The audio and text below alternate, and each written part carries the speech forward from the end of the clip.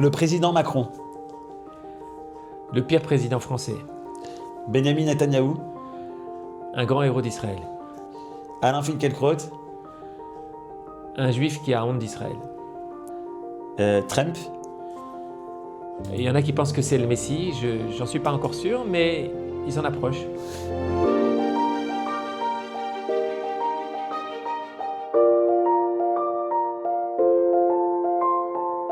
Bonjour à toutes et à tous, on se retrouve pour le 7e épisode de Découverte littéraire by Lilmod. Et c'est un plaisir aujourd'hui de recevoir Pierre Lursa, qui est essayiste, directeur de la bibliothèque sioniste. Shalom Pierre. Shalom. On est très content, tu arrives avec un nouveau livre. C'est quoi, ton 10e à peu près? Oui, je ne sais plus exactement. Okay. En tous les cas, voilà, vous l'avez ici, le livre. On peut le retrouver, l'acheter sur Amazon, et en Israël, à la librairie du Foyer à Tel Aviv et au centre Begin à Jérusalem. Jusqu'à la victoire, la plus longue guerre d'Israël, chronique de 2023 à 2025. Je vois que tu as tout de suite voulu prendre la plume, puisqu'en fait, ça ouvre, on est le 10 octobre, donc 7 octobre 2023, le début de cette guerre tellement terrible. Et déjà le 10 octobre, tu as la capacité et la volonté de prendre la plume et de commencer à écrire. C'est le principe du blog, mais c'est vrai que le 7 octobre et les jours qui ont suivi, j'ai pas eu la force d'écrire. Et puis, les jours étaient tellement remplis que le 10 octobre, on avait l'impression que déjà il s'était passé beaucoup de choses. Donc finalement, je me suis dit, allez, il faut se lancer et voilà. Il s'est passé beaucoup de choses, mais j'imagine que toi, tu as eu beaucoup de choses dans la tête et dans les actions, tu étais... Je me suis aussi, comme sans doute beaucoup de gens, abstenu de regarder trop la télévision et les images que je ne voulais pas trop voir. Et disons que mon effort, c'était surtout de réfléchir, parce que voilà, en tant qu'écrivain, en tant qu'intellectuel, on n'a pas de prise sur les événements en direct, mais tout ce qu'on peut faire, c'est de réfléchir. Et je me souviens d'ailleurs de cette espèce d'abattement qui m'avait pris, comme beaucoup de gens, de sentiment terrible, qu'on vivait des événements terribles. Et la seule consolation, personnellement, que j'ai pu trouver, c'est de pouvoir écrire et de pouvoir réfléchir. C'est ce qui est écrit un petit peu dans l'introduction, dans le prologue, la préface plus exactement. Comment il s'appelle? Jacques de Witte. Ouais, Jacques de Witte, il dit tout de suite, il dit penser l'événement. C'est ce que tu as essayé un petit peu de faire dans ce livre. Oui, c'est lui qui m'a mis cette expression dans la bouche. J'avais oublié cette expression qui en France était... Mais oui, c'est effectivement, Jacques de Witte, un philosophe qui vit en Belgique et qui n'est pas juif, qui est un grand ami d'Israël et qui m'a fait le plaisir qui m'a fait l'honneur de me faire cette préface sous un angle philosophique, finalement, d'aborder la question de la conceptia sous un angle plus philosophique. Alors justement, un livre qui exprime surtout l'optimisme et la vitalité incroyable d'une société qui sait pourquoi elle combat et qui est prête à payer le prix de sa survie et de sa victoire nécessaire. Israël est beau quand il combat, et cette combativité que bien de pays occidentaux lui envient est le secret de sa résilience. C'est un petit peu comme ça qu'on peut présenter le livre. Et donc tout de suite, tu parles justement de cette conceptia. Et c'est la question que tout le monde me pose, et tout le monde se pose jusqu'à aujourd'hui. Moi, malheureusement, je guide beaucoup dans le sud, je suis guide de formation, et je vais souvent à Nova, dans les kibbutzim, etc. Et c'est toujours la question qui arrive au milieu de la visite, mais comment, pourquoi, comment c'est possible le 7 octobre?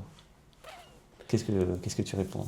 Je ne vais pas avoir la prétention de répondre comme ça en quelques minutes à al-regel achat, bektseh alashon, mais malgré tout, ça fait quand même des années que je réfléchis à la question de... Je me rappelle de conférences que j'ai données il y a peut-être une dizaine d'années sur le thème d'homme de fer contre mur de fer, parce que j'ai traduit Jabotinsky depuis longtemps, et ça fait des années que je dis que le dôme de fer, c'est le contraire du mur de fer. Donc, j'étais comme tout le monde atterré, accablé par le 7 octobre, mais au fond de moi-même, je dirais que je n'ai pas été fondamentalement surpris. Parce que faire confiance à une barrière soi-disant intelligente pour nous protéger contre le Hamas et faire semblant que de l'autre côté, c'est des gens comme nous qui vivent, je pense qu'un jour ou l'autre, ça devait nous exposer à la figure. Et voilà, j'en dirai pas plus parce que c'est un sujet qui est douloureux. Je te reprends tout de suite parce que tu as eu un gros débat avec Alain Finkielkraut et puis vous, on va dire par échange de livres, ou toi tu as fait une lettre ouverte il n'y a pas longtemps, et tu as repris sur cette phrase quand tu dis c'est pas des gens comme les autres, c'est pas des gens comme nous exactement. Est-ce que tu veux aller au fond de ta pensée? Oui, je voudrais aller ma pensée, oui, parce que Alain Finkielkraut, pour lequel j'avais une forme d'amitié et de respect, eh bien, malheureusement, il a complètement, non seulement il est complètement à côté de la plaque concernant Israël, mais en plus il se permet de déformer les propos de ses contradicteurs. Il l'a fait avec le Rav Cherki. Il y a eu un droit de réponse du Rav Cherki sur la chaîne Mosaïque. Il le fait aussi avec moi, puisque il prétend que je dis il n'y a pas de civils innocents à Gaza. Il faut tous leur. Il dit dans son livre, dans son dernier livre, il me cite, mais de manière déformée, avec des guillemets qui ne sont pas de moi. Et il a une fausse citation comme ça qui dit tirer dans le tas, ça sera toujours dans le mille. C'est des propos que je n'ai jamais tenus, voilà, et c'est une sorte de calomnie. C'est sa manière de. C'est un procédé rhétorique très connu, c'est caricaturer l'adversaire pour mieux le contredire. Moi, je dis des choses un tout petit peu plus subtiles que les propos que me prête Alain Finkielkraut. Je dis simplement qu'au cœur de la conceptia, et Jacques de Witt abonde dans mon sens, d'un point de vue philosophique, le cœur de la conceptia, c'est de croire que finalement tous les hommes sont pareils, non pas au sens où ils sont pas. On sait que Kol Adam Nivra B'Tselem, tous les hommes sont créés à l'image de Dieu, mais on sait bien que depuis le début de l'humanité, il y a Caïn et Abel, il y a celui qui est meurtrier, il y a celui qui est la victime, donc il y a des différences sur le plan moral, et on voit bien que les gens de Gaza sont pas comme nous, ils n'ont pas la même morale que nous, ils n'ont pas les mêmes valeurs que nous, et l'islam en général n'a pas de, comme l'a bien montré, comme l'ont montré plusieurs spécialistes après le 7 octobre, ils l'ont rappelé, l'islam n'a pas de morale universelle, la morale kantienne ou la morale juive, ça n'existe pas dans l'islam, et ce que j'ai voulu dire, c'est tout simplement ce qu'ont constaté nos otages qui sont revenus. C'est un petit peu la question d'Abraham à Sdom. C'est finalement, à Gaza, ils n'ont pas trouvé un seul juste. Et moi, ce qui m'a le plus frappé, c'est le témoignage. Il y a eu celui de Miachem, il y en a eu beaucoup, mais il y a eu celui récemment d'Eli Sharabi dans son livre, qui dit « Ce sont les geôliers du Hamas qui m'ont protégé contre la foule qui voulait me lyncher ».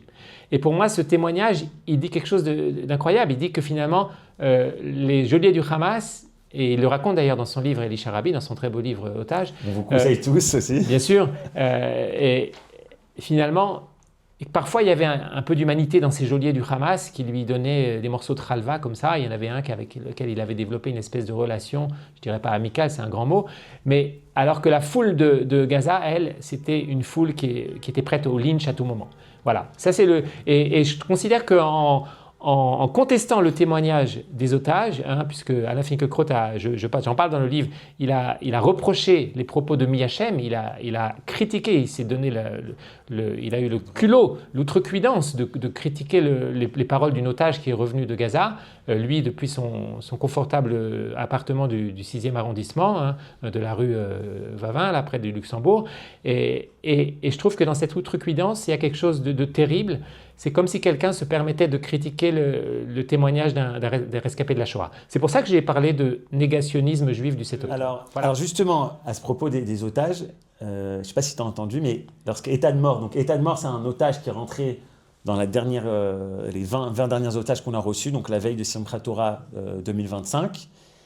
Et il raconte dans un interview qui est passé à la télé et au Makor Rishon, et il dit « Ceux qui m'ont pris en otage, c'était des mineurs qui étaient avec des marteaux, des tournevis et des couteaux. J'étais en train de m'échapper d'Anova et je me suis caché derrière un buisson et je me suis retrouvé encerclé avec une dizaine de mineurs et c'est eux qui m'ont livré au bonhomme de la Nourba, aux terroristes de la Nourba. Donc c'est vraiment, dans beaucoup d'endroits, on a retrouvé ça. Oui, je le raconte aussi dans le livre, le 7 octobre, ça n'est pas le Hamas qui a attaqué Israël, c'est Gaza tout entier. C'est le peuple de Gaza, les habitants de Gaza, enfants, vieillards éclopés. Voilà, ça en dit long, évidemment, sur les valeurs de nos voisins. Et je pense que le cœur de la conceptia, c'est l'illusion qu'on pouvait aussi faire preuve d'humanité envers eux. Ça aussi, c'est quelque chose de terrible. C'est de voir que dans les habitants du pourtour de Gaza, des kibbutzim, il y a le cas le nom m'échappe, mais un de ceux qui est mort en captivité, son nom m'échappe, oui, tu l'as rappelé dans le livre. Qui raconte qu'il accompagnait les habitants de Gaza pour recevoir des soins en Israël. Et il n'était pas le seul, il y avait une espèce de chaîne comme ça. Ces gens des kibbutzim de gauche, de l'extrême gauche, avaient vraiment cette illusion qu'on leur fait du bien et ils nous feront du bien en échange. Et je dirais que cette illusion, on l'a tous quelque part, parce qu'on a tous tendance à penser que on fait du bien à notre voisin et il nous le rendra. Je dirais que c'est quelque part un des fondements de la relation humaine. Et s'apercevoir, on aurait dû quand même changer d'avis depuis longtemps, mais on a mis beaucoup de temps malheureusement. C'est aussi un sujet que j'ai souvent évoqué, c'est que comme disait Max Nardau, un des pères fondateurs du sionisme politique, il disait ça lors d'une rencontre avec Jabotinsky à Paris, le peuple juif n'apprend que par les catastrophes. Il attend d'avoir une pneumonie pour ouvrir son parapluie. Et c'est un petit peu ce qui s'est passé avec Gaza malheureusement. Alors tu parles justement de cette illusion de la paix possible qu'il y avait depuis les accords d'Oslo, qui a continué jusqu'au 7 octobre plus ou moins. On a cette vision un peu manichéenne de dire que la gauche c'est le camp de la paix, et la droite, c'est le camp de la guerre. C'est un petit peu comme ça que les médias et les gens pensent. Alors, la droite, c'est fini. Pour la droite, il n'y a pas de paix possible. C'est fini. La guerre jusqu'à la victoire, jusqu'au bout, c'est un petit peu la critique qu'on pourrait donner. Le camp de la paix, c'est une expression qui vient de l'Union soviétique. C'était, je le sais dans ma propre histoire familiale parce que ma mère, il y a très longtemps, ma mère de mémoire bénie, elle avait fait partie elle avait participé à un colloque du mouvement de la paix qui était le mouvement pro-soviétique, crypto-communiste, et elle était à Prague l'année même du procès Slansky, et donc le mouvement de la paix, c'était le thème de la paix, le mot même de la paix a été exploité à des fins de propagande par l'Union soviétique, et je dirais que de ce point de vue-là, Shalom Arshav, la paix maintenant, c'est quelque chose, on pourrait dire que c'est un mouvement pacifiste, crypto-communiste en ce sens-là, parce que faire croire aux gens que eux seuls ont le monopole de la paix, c'est évidemment c'est un terrible mensonge. Évidemment que tout Israélien aspire à la paix, mais maintenant on a payé le prix pour savoir que la paix ne se fera qu'en étant fort, et je dirais que la grande illusion du processus d'Oslo et du retrait de Gaza, c'est l'illusion de la paix contre les territoires, de croire qu'on va donner des territoires, nous qui n'en avons pas beaucoup, à nos ennemis qui en ont beaucoup plus que nous. Mais pour être juste, il faut dire que ce n'est pas seulement la gauche israélienne, c'est aussi la droite israélienne, c'est aussi le premier qui a cru qu'on pouvait échanger la paix contre les territoires, c'était Menachem Begin, de mémoire bénie. Donc voilà, la faute est, de ce point de vue-là, elle est répartie des deux côtés de l'échiquier politique. Je reprends quelques phrases de Alain Finkielkraut. Deux phrases qu'il a dit récemment dans les médias. On est passé d'un pays de survivants à un pays d'occupants. Ce que fait aujourd'hui Israël me salit. Comment tu réagis à ça ? Oui, alors, au-delà de tout ce narratif de la paix maintenant qu'il radote depuis des décennies, puisque lui-même dit dans un de ses livres « Je radote sur Israël, je radote ». Eh bien, moi, ce qui m'a frappé dans ses dernières interventions, depuis la parution de son dernier livre, c'est ce vocabulaire de la salissure. Il dit « je suis sali, je suis éclaboussé ». Et je me suis interrogé finalement, qu'est-ce que ça signifie profondément ? Et c'est ce que d'autres observateurs que moi ont déjà dit au cours des derniers mois, parce que le débat avec Finkielkraut n'est pas nouveau. Finalement, il adopte la posture du juif qui a la haine de soi, n'est-ce pas ? Et c'est pour ça qu'il se sent sali. Parce que le juif qui a la haine de soi, c'est-à-dire en fait la haine de la partie juive en soi, de la part juive en soi, aujourd'hui de la part sioniste en soi, on pourrait dire, puisque, et d'ailleurs j'avais publié il y a quelques années un livre sur l'antisionisme, et je commençais par l'incident au cours duquel Alain Finkielkraut était insulté dans une manifestation à Paris, en marge d'une manifestation. Les Gilets jaunes en 2021. Voilà, en 2022 ou 2021, on le traitait de sale sioniste. Et donc, je dirais qu'aujourd'hui, malheureusement, le 7 octobre, chaque juif dans le monde a été ébranlé, a été transformé par le 7 octobre. Il n'y a pas un juif, à mon sens, qui n'a pas été transformé. Malheureusement, il y en a qui ont été transformés dans un sens négatif, c'est-à-dire qui se sont éloignés de leur peuple ou de leur pays ou de leur terre, et puis il y en a d'autres qui se sont rapprochés. La plupart, je pense, se sont rapprochés. Mais dans le cas qu'on évoque, eh bien, je pense qu'ils ne supportent plus cette position de devoir rendre compte des actes d'Israël, parce que c'est vrai que les Juifs du monde entier, quelque part, sont sommés depuis le 7 octobre de rendre des comptes de ce que fait Israël, ce qui était déjà le cas auparavant, mais aujourd'hui de manière beaucoup plus forte, de manière beaucoup plus, on pourrait dire, quotidiennement. Voilà, ils sont leurs voisins, leurs collègues de travail. Qu'est-ce que vous faites à Gaza ? Vous tuez les enfants de Gaza ? Et puis il y a des gens qui craquent et donc ils préfèrent dire on est coupable. Et à mon sens, c'est un petit peu cette posture des juifs pacifistes en France, des juifs qui critiquent le mauvais Israël, le gouvernement, les colons, Bezalel Smotrich, dont Finkielkraut n'arrive toujours pas à prononcer le prénom, et Itamar Ben-Gvir. Et je dirais que leur posture, c'est toujours de dire, il y a le bon Israël, celui qui est innocent, et c'est celui qu'on soutient, c'est celui de la gauche, de la paix, de Kaplan, etc. Et puis il y a le mauvais Israël, celui qui est au pouvoir en ce moment. Et je dirais que cette dichotomie, qui est totalement caricaturale, elle renvoie à quelque chose de très profond sur le plan psychologique. Voilà, je ne suis pas psychologue, mais il n'y a pas un Israël innocent, totalement innocent, et un Israël totalement coupable. Il y a un seul Israël. D'abord, il n'y en a pas deux, contrairement à ce que dit Finkielkraut. Il y a un seul Israël, et fondamentalement, cet Israël, évidemment qu'il a raison. Évidemment, il est innocent au sens où il a raison. Voilà, il a fondamentalement raison à 100%, et nos adversaires ont tort à 100%. Voilà, c'est ça l'erreur fondamentale de perspective. J'aimerais te poser la question à propos du décalage qui se crée entre les francophones d'Israël et les juifs qui se trouvent actuellement encore en France. Alain Finkielkraut, donc, est-ce que peut-être il est un peu symptomatique de ce que pensent les juifs de France? Est-ce qu'il est un peu représentant de tout ça? Pour nous, habitants à Jérusalem, ça nous paraît aberrant, ça nous paraît décalé. On l'a dit à côté de la plaque, t'as rien compris à ce qui se passe ici, ce qui se joue. Mais est-ce que finalement, il n'y a pas un fossé qui se crée du fait de la géographie et également du fait du vécu? Parce qu'on ne peut pas exprimer le vécu que nous, on a eu ici pendant 2 ans, avec des amis, avec des frères, avec des sœurs, avec des parents qui sont à la guerre, tout ce qui se passe dans la guerre. Et puis, les gens qui ont vécu, qui ont eu, comme tu l'as dit, qui ont eu un regain d'identité juive, qui l'ont accepté ou pas, après, c'est leur décision, mais qui finalement l'ont vécu quand même cette bombe, mais quand même de loin. Oui. Oui et non. Je pense qu'effectivement, quand on est en Israël, on vit les choses. On est une grande famille.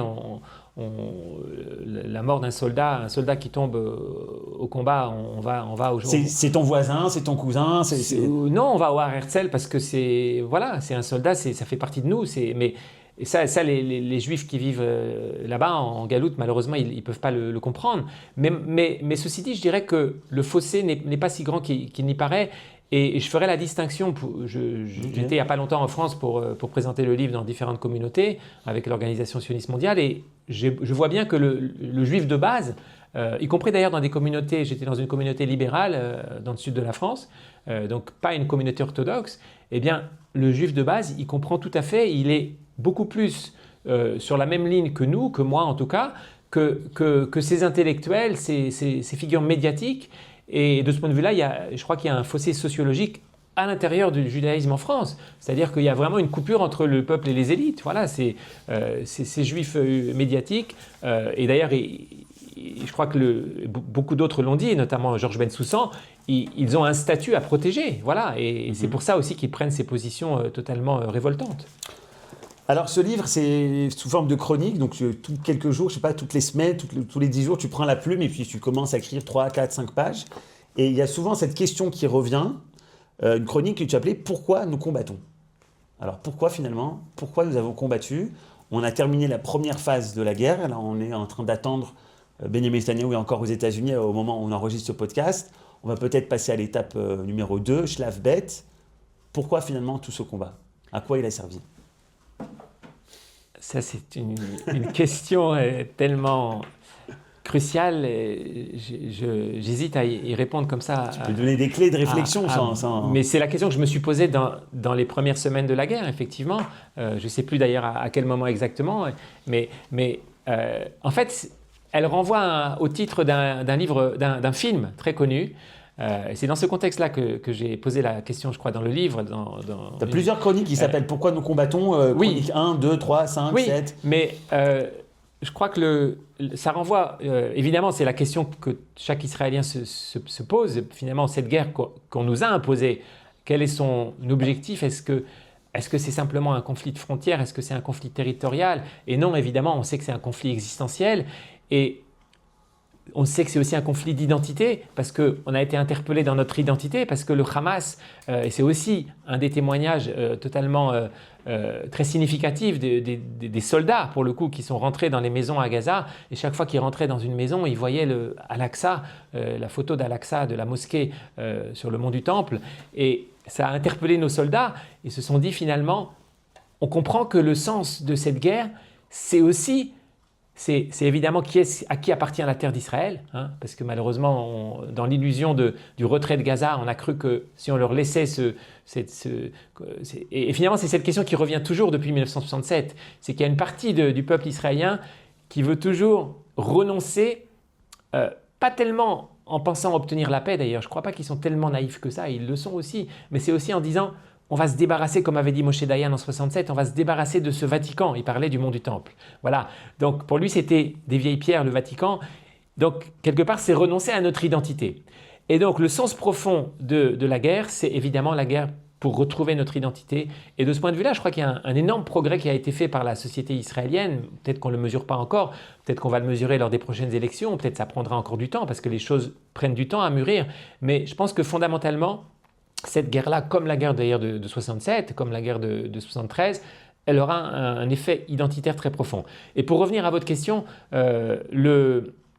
pourquoi nous combattons, c'était aussi le titre d'un film de Frank Capra qu'il avait fait pendant la Deuxième Guerre mondiale à la demande de l'armée ou du gouvernement des États-Unis. Donc c'était un film, comme on disait à l'époque, de propagande, dans le meilleur sens du terme.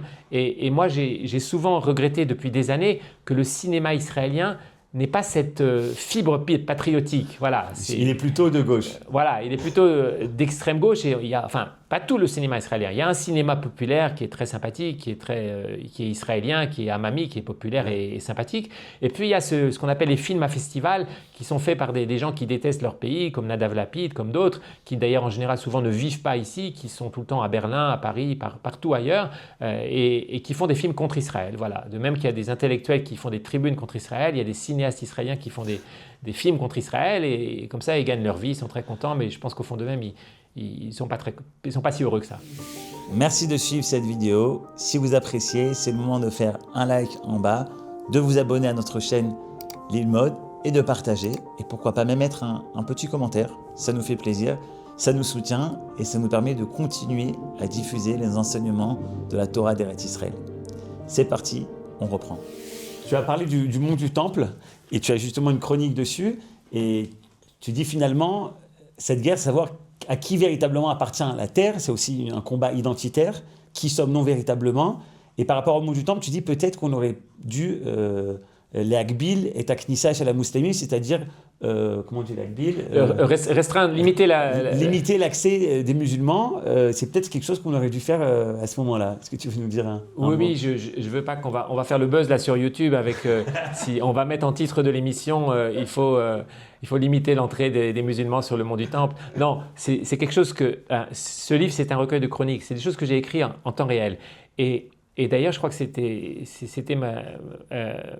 c'était la femme qui partage ma vie qui me l'a dit d'ailleurs. Le jour même, elle m'a dit un jour, on aurait dû réagir d'une manière très forte sur le mont du Temple parce que c'est le cœur du conflit. Et je crois que n'importe quel juif qui a un tout petit peu de bon sens comprend que finalement, comment dire, la réaction naturelle d'Israël après le 7 octobre aurait dû être beaucoup plus forte qu'elle ne l'a été. On sait qu'on a préparé notre entrée dans Gaza parce qu'on avait peur aussi. C'est un des thèmes dans le livre. C'est finalement comment est-ce qu'on a vaincu notre peur, comment est-ce qu'Israël a retrouvé les valeurs de Tsahal et l'héroïsme et puis la confiance en nous. On avait peur de rentrer avec l'infanterie, avec les blindés. On voulait toujours faire une guerre de loin avec l'aviation. Et l'aviation, le 7 octobre, elle n'était pas là, elle était aux abonnés absents. Voilà, une des questions qui taraudent d'Israël depuis le 7 octobre. Et donc, on aurait dû, par exemple, faire un geste symbolique très fort après le 7 octobre. Ça aurait été fermer le mont du Temple à tous les non-juifs. Dire, maintenant, on sait que c'est chez nous ici et on va asseoir notre souveraineté sur le mont du Temple. Comme avait dit le poète Uri Tzvi Greenberg il y a très longtemps, celui qui domine le mont du Temple domine la terre d'Israël. Voilà. On revient aux sionistes que tu apprécies particulièrement, Jabotinsky. Tu as parlé tout à l'heure du mur de fer face au dôme de fer. Est-ce que tu peux pour nos auditeurs, c'est quoi cette idée du mur de fer? D'où ça vient? Qu'est-ce que ça veut dire? Et je te pose directement la question. Le dôme de fer, c'est quand même quelque chose qui est extraordinaire. Je crois que c'est Amir Pérez qui avait eu cette idée, qu'il a mis en place dans les années 2020, même avant, 2015. Tu dis dans ton propos, tu dis que le dôme de fer, c'est finalement une erreur stratégique. Mais ça a sauvé la guerre d'Iran en 12 jours. On a reçu des centaines de missiles et c'est en grande partie le dôme de fer qui nous a sauvés. Comment tu expliques ça? Bien sûr, non, je ne veux pas cultiver le paradoxe. Je m'étais déjà fait siffler dans une conférence à Ashdod il y a très longtemps, il y a peut-être 15 ans ou 10 ans, parce que j'avais dit le dôme de fer, c'est une aberration sur le plan philosophique, sur le plan... Je ne parle pas de...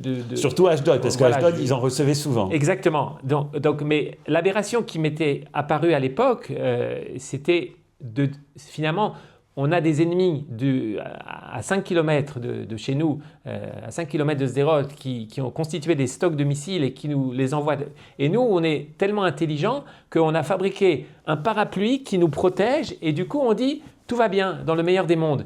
Et c'est ce qu'on appelle en stratégie la dissuasion du faible vers le fort. C'est-à-dire que qu'est-ce qui a été dissuadé par le dôme de fer? Ce n'était pas le Hamas. Le Hamas, il a continué de nous tirer des missiles. Il en a encore tiré là depuis la fin de la guerre. Il a encore tiré des missiles. Tant qu'ils en auront, ils en tireront et ils en construisent tout le temps. Tant qu'ils existeront, ils construiront des missiles pour nous les tirer dessus. Mais la dissuasion s'est exercée envers nous parce que nous, avec cette protection hermétique, on s'est dit, du coup, on n'a pas besoin de réagir. On peut faire comme si de rien n'était, comme s'il pleuvait, comme si c'était une catastrophe naturelle. Et donc, on s'est abstenu pendant des années, et ça fait des années que je le répète, de faire ce que n'importe quel pays normal, entre guillemets, aurait fait s'il avait un voisin qui lui tirait dessus. Et même s'il ne tirait pas, s'il se contentait d'accumuler ces stocks de missiles qui sont dirigés vers nous, parce qu'il n'y a pas d'autre ennemi contre la bande de Gaza, leur seul ennemi, c'est nous.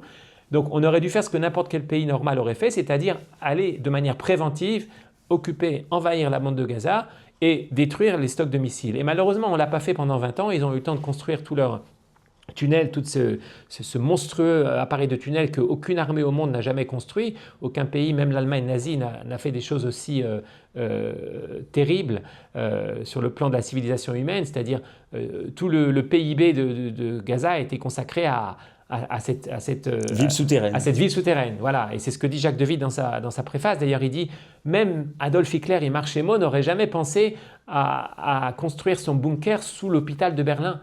Même dans son esprit pervers, ça ne lui serait pas venu à l'idée.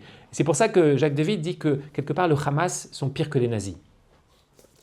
On revient à cette idée du mur de fer. Est-ce que tu peux nous dire en quelques phrases de quoi il s'agit et pourquoi il est vital, selon toi, pour la stratégie d'Israël? Oui, le mur de fer, en quelques mots, c'est le concept forgé par Vladimir Jabotinsky il y a presque 100 ans, il y a un petit peu plus de 100 ans, je crois en 1923, dans un article très célèbre. Et en fait, ça veut dire la dissuasion. Ça veut dire ériger un mur de fer symbolique, évidemment, qui n'est pas un mur véritable, qui n'est pas non plus une barrière intelligente, mais qui est un mur symbolique, qui veut dire en fait être tellement fort militairement que nos ennemis n'oseront même plus nous attaquer. Donc c'est finalement l'idée de la dissuasion théorisée par Jabotinsky avant la création de l'État, avant la création de Tsahal, donc à une époque où déjà où il y avait les premiers affrontements en Eretz Israël, et donc je dirais que c'est devenu ça fait partie du vocabulaire, du lexique politico-militaire d'Israël. Tout le monde connaît le Kira Barzel, mais à force... C'est quand? C'est à partir de quel moment que ce mur de fer, justement, on a perdu cette force de dissuasion, à ton avis? Ça, c'est une question, effectivement, une question très importante. Qu'est-ce qui s'est passé? Je pense qu'il y a eu une érosion progressive, sans doute à partir de la guerre de Kippour ou de la première guerre du Liban, quand un espèce d'éthos pacifiste s'est infiltré au sein de l'armée, au sein des élites du pays, et petit à petit, on a pensé que le but de l'armée, ce n'était pas de protéger notre territoire et notre population, mais c'était simplement de faire en sorte qu'il y ait un espèce de vague calme, comme on dit, sheket, que le calme règne. Sheket, Mourad Sheket. Voilà, sheket, Mourad Sheket. Il y a toutes sortes de slogans comme ça, fallacieux. Shtachim Mourad Shalom, sheket, Mourad Sheket, etc., etc. Toute cette espèce d'idéologie très pernicieuse.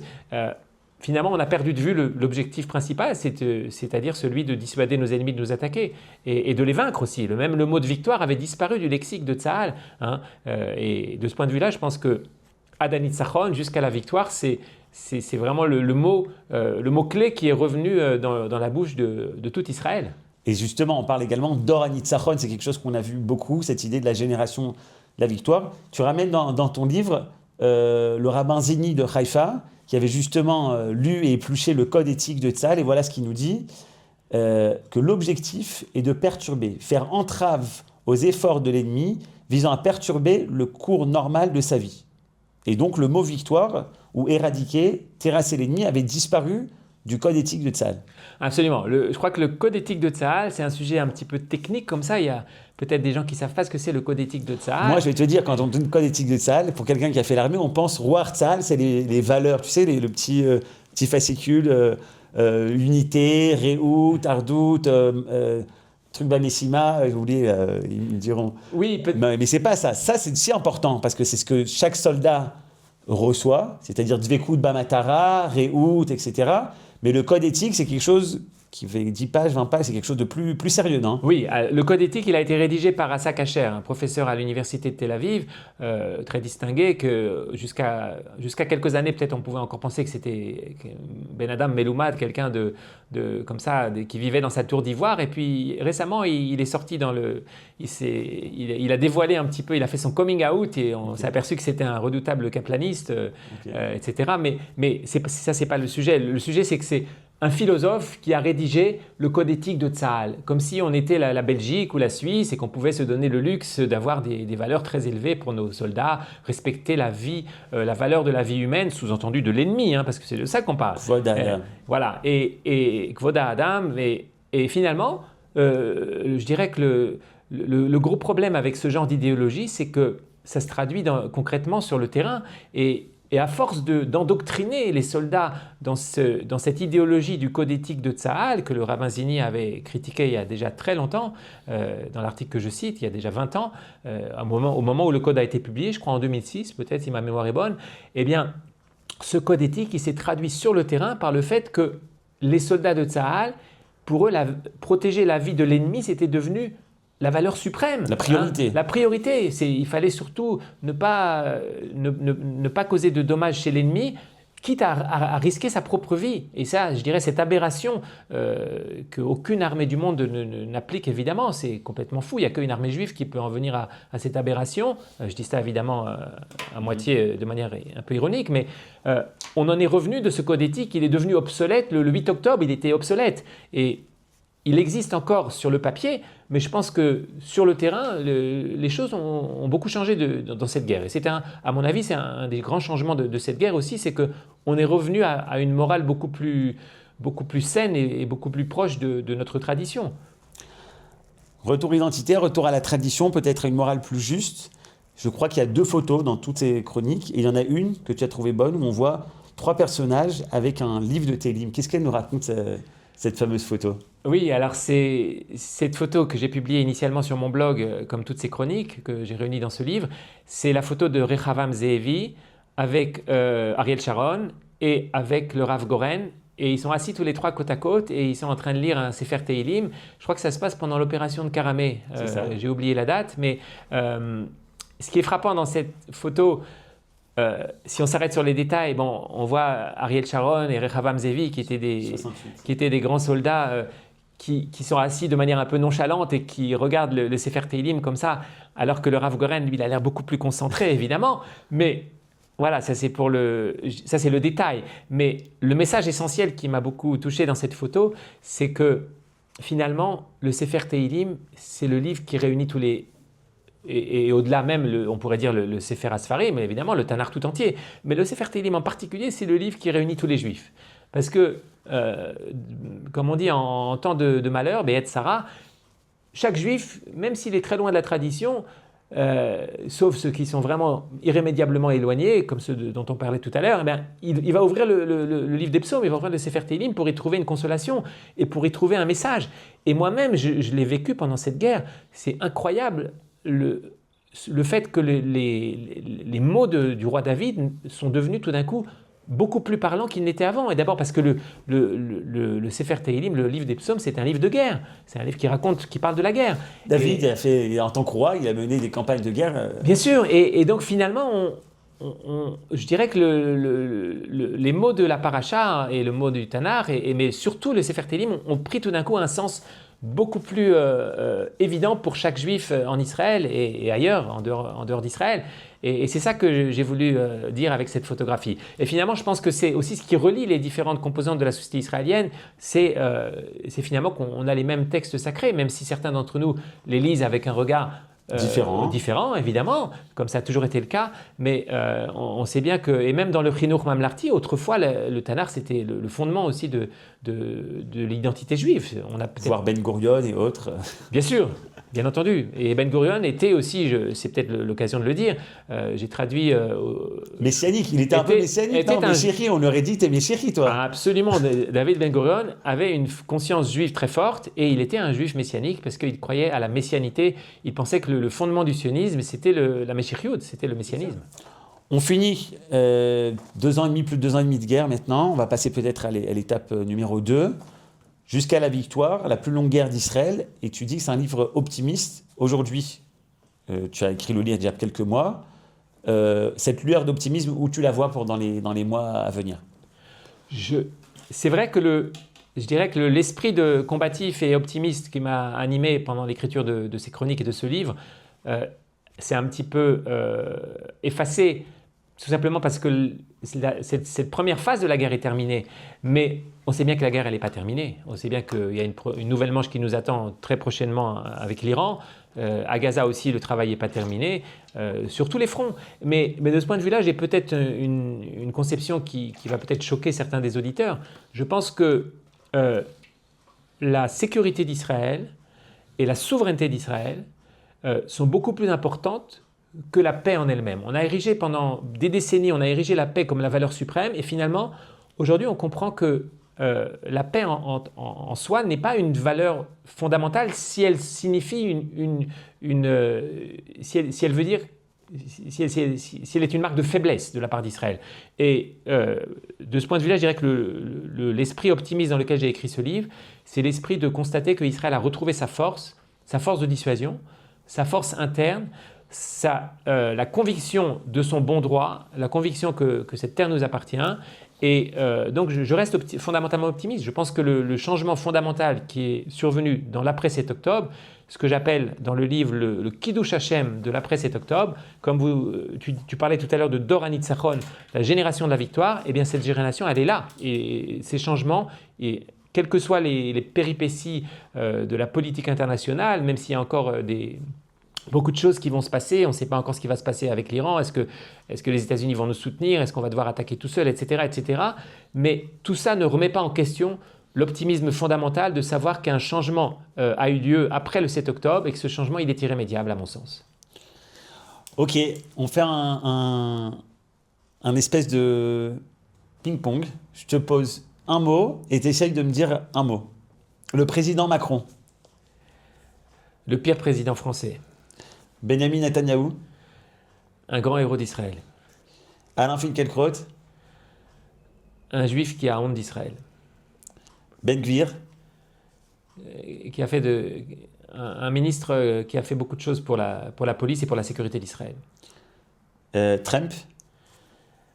Il y en a qui pensent que c'est le Messie, j'en suis pas encore sûr, mais ils s'en approchent. Les accords d'Oslo.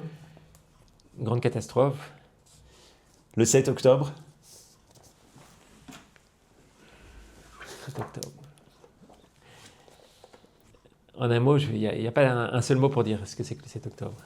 Merci Pierre, je finis par quelques mots que je tire de ces chroniques. Le pogrom du 7 octobre a été un immense Chilul Hashem, une profanation du nom divin. Le but de la guerre actuelle n'est pas seulement d'éliminer le Hamas et de reconquérir Gaza, mais aussi de restaurer la force de dissuasion de Tsahal et au-delà la dignité et l'honneur d'Israël. C'est donc bien la couronne, le Keter qu'il faut rétablir, celle de la royauté d'Israël et celle de la royauté divine, du Dieu des armées qui guide nos soldats et leur donne la victoire. Amen. Toda Rabba, merci beaucoup. Merci à vous. Merci de suivre cette vidéo. Si vous appréciez, c'est le moment de faire un like en bas, de vous abonner à notre chaîne Lilmod et de partager. Et pourquoi pas même mettre un petit commentaire. Ça nous fait plaisir, ça nous soutient et ça nous permet de continuer à diffuser les enseignements de la Torah d'Eretz Israël.